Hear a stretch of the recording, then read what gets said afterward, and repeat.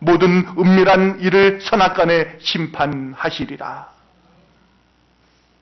사람이 다 누린 다음에 나이 들어 철이 든 후에 비로소 자신의 이제까지의 그 호소했던 그 모든 삶이 하나님 없이 살아왔다는 것을 깨달은 겁니다. 하나님 없는 그의 삶은 아무런 희망도 빛도 없이 그야말로 허무한 인생의 허무감만을 부를 수밖에 없다는 거예요. 하나님께서 우리 인간에게 주신 많은 축복 가운데 가장 좋은 것이 있습니다. 바로 시간의 축복입니다. 젊음의 축복이에요. 우리에게 젊음을 주셨다는 겁니다. 젊음의 시간이 우리에게 있었다는 겁니다. 이 젊음은 돈으로 살 수가 없습니다. 젊음은 어떤 것과도 바꿀 수가 없는 우리 인생의 가장 중요한 시기이고 중요한 가치를 갖고 있는 그러한 세대입니다. 우리 문화를 보면 참 사람들이 얼마나 많이 젊어지려고 노력하는지 모릅니다. 젊어지려고 참 무슨 음식을 먹어야 내 피부가 더 오래 지속될까? 어떤 화장품을 써야 내 피부가 더 탱탱하게, 더 젊게 오래 유지될 수 있을까? 그래서 기업들이 이 상품 하나 광고하느라고 엄청난 돈을 쓴다는 거예요. 내가 어떻게 하면 더 젊게 나의 인생을 살아갈 수가 있을까? 그래서 성형수술도 하고 보톡스도 맞고 여러 가지 웰빙도 하는 거죠. 그래서 사람들이 가장 듣기 싫은 소리가 있다는 거예요. 왜 이렇게 늙으셨습니까? 이 말이 제일 듣기 싫은 말이라는 거예요. 반대로 제일 듣기 좋아하는 말이 있다는 거예요. 아, 젊어지셨습니다. 이 말이 제일 듣기 좋은 말이라는 거예요.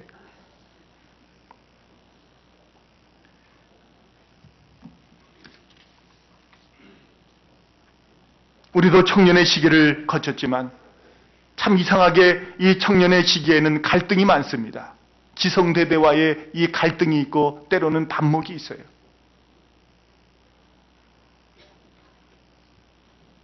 아주 심리적으로 아주 왠지 모르게 기성세대와는 뭔가 다르게 이 반동하는 부분이 있어요. 이유를 묻기도 전에, 그 이유를 따지기도 전에 왠지 이 청년의 문화와 이 기성세대의 문화는 뭔가 이렇게 부딪힘이 있습니다. 저희도 젊었을 때는 뭐 아직도 젊지만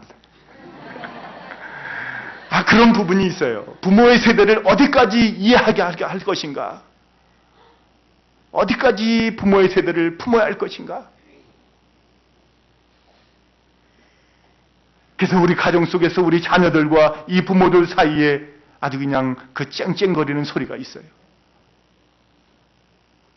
쇠가 부딪히는 소리가 나는 겁니다. 그러나 너무나 어렵게 생각하지 마세요.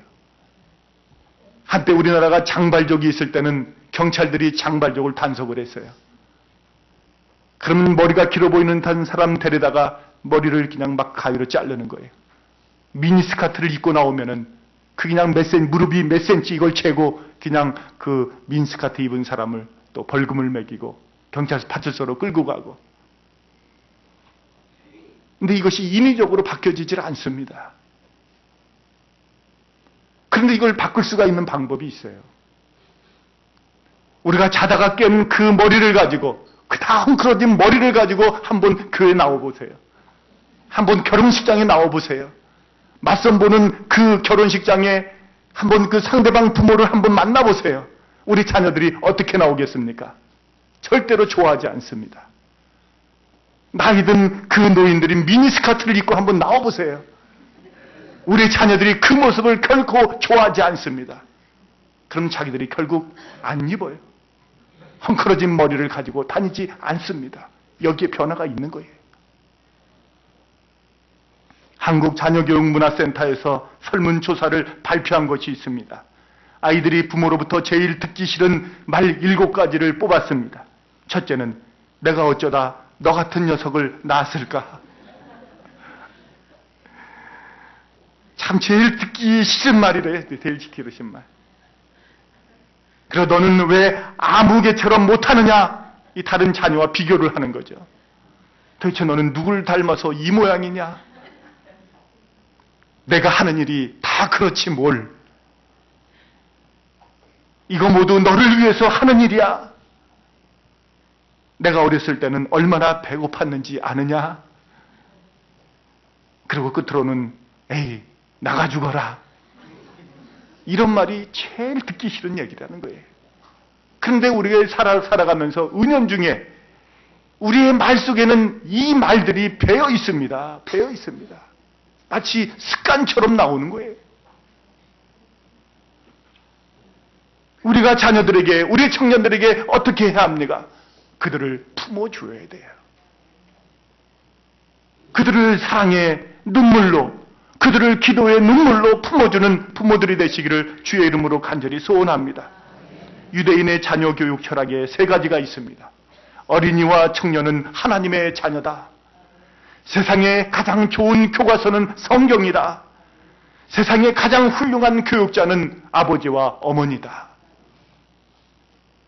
우리 자녀들은 하나님의 자녀입니다.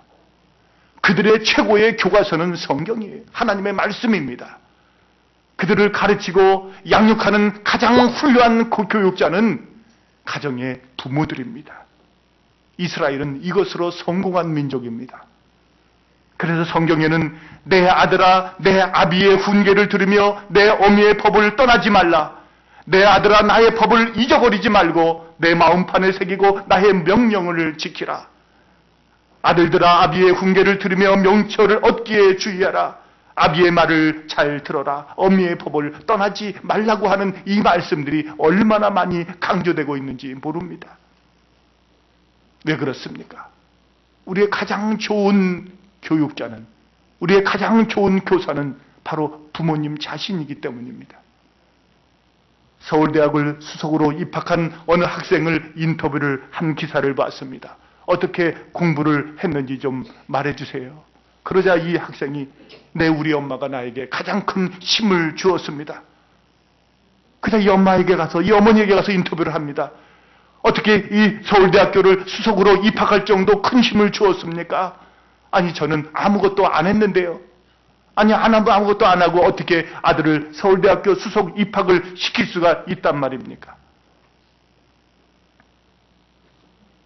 제가 한 것은 한 가지밖에 없습니다.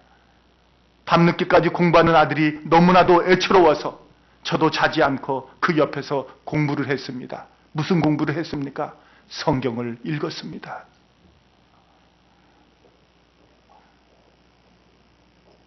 그러니까 이 아들이 보니까 엄마도 계속 책을 보고 있는 겁니다.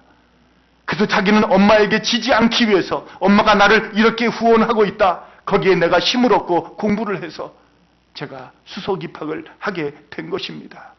이러한 인터뷰 기사를 봤어요. 이것이 바로 자식을 품는 부모의 삶입니다. 사랑하는 성도 여러분, 우리 공동체를 위해도 우리의 자녀들도 청년을 품는 성도가 되시기를 바랍니다. 하나님의 말씀으로 돌아가는 청년들이 되시기를 바랍니다. 하나님의 말씀으로 이 민족을 이끌어가는 청년들이 되시기를 바랍니다. 제가 한 가지만 더 하겠습니다. 미국은 농구에서만큼은 세계 최고를 자부하는 나라입니다. 어느 누구도 넘볼 수 없는 세계적인 최고의 팀을 갖고 있는 것이 미국입니다. 그런데 아테네 올림픽에서 3위를 했어요. 3위를. 자존심이 상한 미국은 세계 최강의 명예를 회복하기 위해서 2008년 베이징 올림픽에서 마이크 슈셉스키라고 하는 감독을 영입을 했습니다. 그리고 마침내 그는 미국에게 2008년 베이징 올림픽에서 금메달을 목에 걸어 주었습니다. 이 슈넵스키는 미국 프로농구의 명장이 아닙니다. 그는 미국 대학농구의 명장일 뿐이에요. 자기가 맡은 이 듀크 대학을 3번씩이나 정상에 올려놓았습니다. 현역 대표, 이 현역 대학 농구 감독 중에서는 유일하게 800승을 돌파한